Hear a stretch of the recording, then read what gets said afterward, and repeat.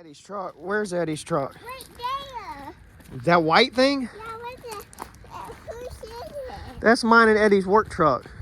Oh. What are we doing? What are we doing? Freezing. Coming to take a look at the Maverick. All right, so before we cut our pieces out of ours at the house, I was gonna work inside today because it is cold here. I was gonna come here and see what was rusty on mine and what I should be removing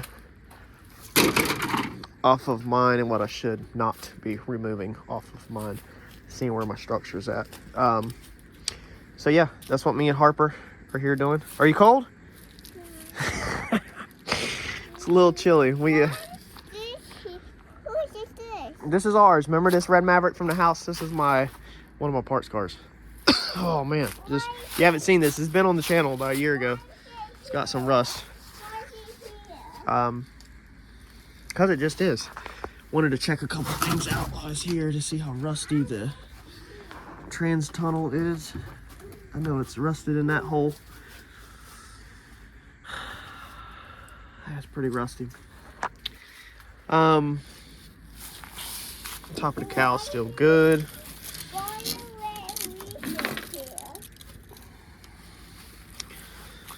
Looks like a lot of the structure for the shock towers are good.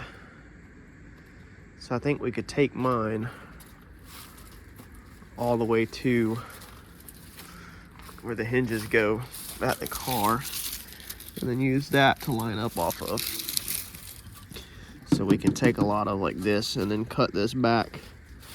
And we're only going to be utilizing just the top part of the strut tower. That's all we're going to be utilizing. Did I find something for you? Yeah. I don't know. Did I? Oh man, we got to get these fenders off. How bad is it up inside here? Did you find something here? I think the inside's solid. What are you doing? Yeah, so these things are solid, man.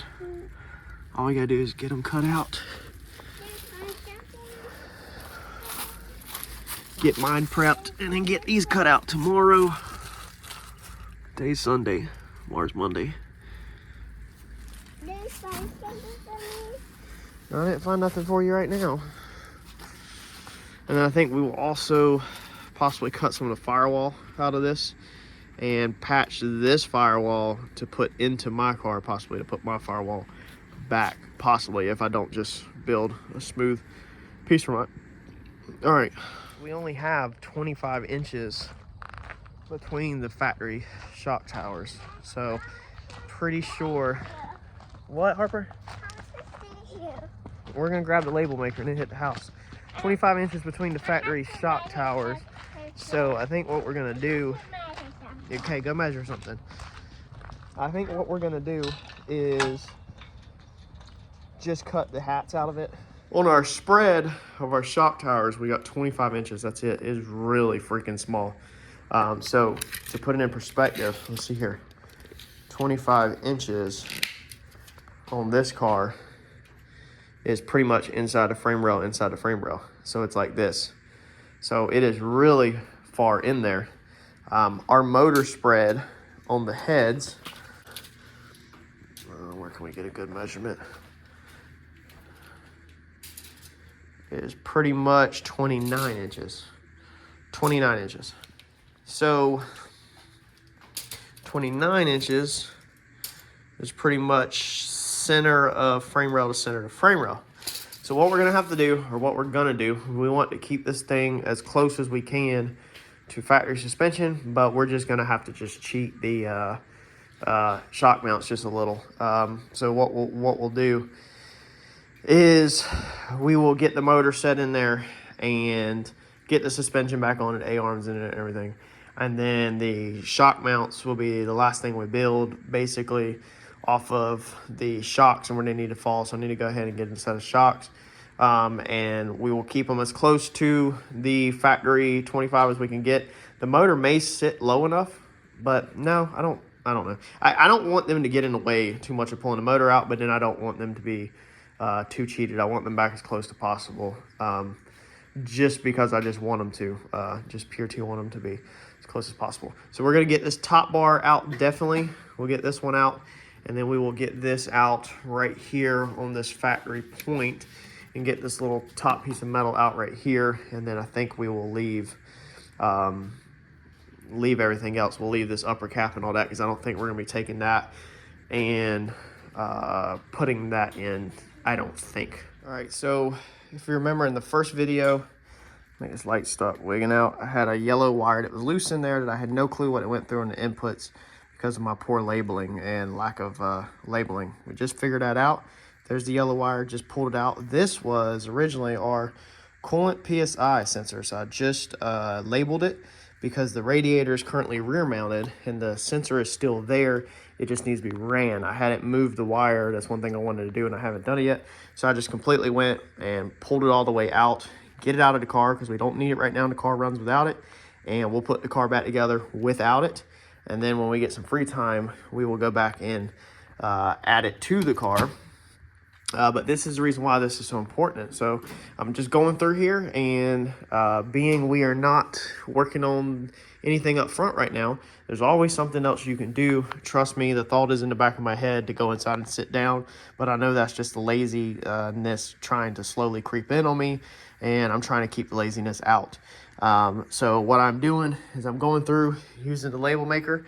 I bought this a while back. I showed everybody on the channel what it was. It says Label Manager 160 on the back. That's the brand. Pretty nice. I like this one. I'm sure there's better, but it's affordable. So I went through here and I added 1 through 12 on here. So 1 through 12. That tells me that the direction you're reading is the direction they're numbered. So 1's here, 12's there. The same thing with this side on the input side, 1 through 12. So 1's here, 12's going to be down there. These don't mean anything. These were just references that I had numbered as I pulled them apart. So I'm getting rid of them and updating them with actual labels on both sides. So like the first one I did right here, because I knew what it was a little bigger than I wanted it to be, but it says trans brake. So I know that when we go to hook the car back up, that is for the trans brake plug. And then there's going to be a wire on here for the trans brake button that I'm gonna get to here in a second and label. But that's all I'm doing right now, is just going through and labeling these wires so that we know where they go, and that this step is done when it's time to put everything back together. And then I'm just jotting it down right here. So I have some notes. I mean, we have a rough diagram of some stuff. This stuff just needs to be sat down and worked on the computer and relabeled, which we will do this time. But I'm just noting, you know, my inputs, my 1 through 12 right here. So 1 is going to be left front shock. 8 is going to be trans brake single wire. It's going to be the single wire right here off the trans brake line. And we're also going to go ahead and put a label on this little wire right here that says trans brake. Probably go ahead and put it where maybe it says, well, no, we'll just say trans brake on that, because we'll know that that is going to go to number 8 trans brake single wire. All right, 4 o'clock Sunday, and I don't want to call it quits, but I think I'm gonna have to, man. My back is just killing me, but we got some progress made. This stuff is just painstaking, man, and to clean everything up where it looks good and not just throw it together. Check this out. All right, so got the seat bracket out, got the Dominator out, ripped the Velcro up, got the wiring board moved over. The wiring board alone took hours on hours, from starting over there and getting it where the wires run all clean over here. So all we have coming off of there is just them two where they come up over. These two go up to the front, or to the Dominator and to the alternator, so they're just hanging. But our board is up there. It's 90% finished. I'm not gonna finalize everything until we get everything put back into it. And then this is just the battery for the Dominator, and that wire just needs to be tucked back. But I figured I would put the board there. I put a lot of thought into it. Originally I was going to build another centerpiece, and I was like, we'll put the board back in the center. But then I was like, man, you know what, I was like, let's tuck it back out of the way. We've got a big gnarly drive shaft loop back here, safety loop, if you've seen it, underneath the car. We're adding another one into the front, but I was like, man, if something ever lets go, tears through and just destroys the wire and like destroys the board, if the board is in the center, I was like, man, it's not gonna be good. The seats are here, you know, it's gonna be removable up here. So really the only place we could have put a board is, you know, somewhere in here. And so it's a little bit different. Don't know if I'm going back with the center console in here or not, especially with the removable trans. I might go with just a smaller center console. I have to find something that would work for me or cut down what we got. But yeah, got it all. Is literally probably 4 hours worth of work. Getting it all over here and then undoing wires slowly, one at a time, and rerouting them, because now everything is routed completely different. Also went ahead and put our Mac valve up here on this board. Before it was on the back of the center console. I don't know if y'all were around when we did that, but we had installed it on the back of the center console, just kind of an afterthought. It wasn't there originally. And so now it's all on the board, shorten them wires and everything, so we'll run the, you know, the vacuum lines to there. But, yeah, making some freaking grounds, man. It's nice to, even though my back hurts from just bending over inside this car, to be putting stuff back together and to say, okay, well, there's our first item off our checklist, is our input and output board is moved and in its final spot. And then also mounting it, you know, you got to drill the mounts. I've got spacers underneath there, all kinds of stuff like that. This Velcro, y'all, is freaking crazy. So if you got a street car and you want to stick down lightweight carpet like I had in here, I just had real thin lightweight carpet, you just get you some, order some Velcro and get it. As long as your floor clean, it sticks like crazy. That one come off pretty easy. I wish they would all come off like that. Some of them, like this right here, the glue is literally stuck to the floor. Literally. It ripped the Velcro off the glue. That's how good the glue is adhered to the floor. So we're going to have to take paint thinner and scrub all this up whenever we're done before we paint it. But these thick pieces like right here, these are the ones, man, I can't even get that up. I had to get pliers to get it. I can't get it up. I literally had to get pliers to rip them bigger pieces up. We can get all the Velcro out because, like I said, we're going to coat the floor in something. We're either going to paint it or, you know, I had said some bed liner, and then somebody pointed out in the comments that bed liner is flammable, and that if I did use bed liner, you know, it could potentially turn into a big, gooey, nasty mess and be flammable. So don't know if we're going to use bed liner. I'm going to do a little bit of research more, but we're definitely going to coat it with something. So that's going to be weekend 1. I think we made really good progress for weekend 1. I think we are now on the very slight uptick. You know, we still got a lot to do before we can 100% come up, but input output boards in, control arms are out.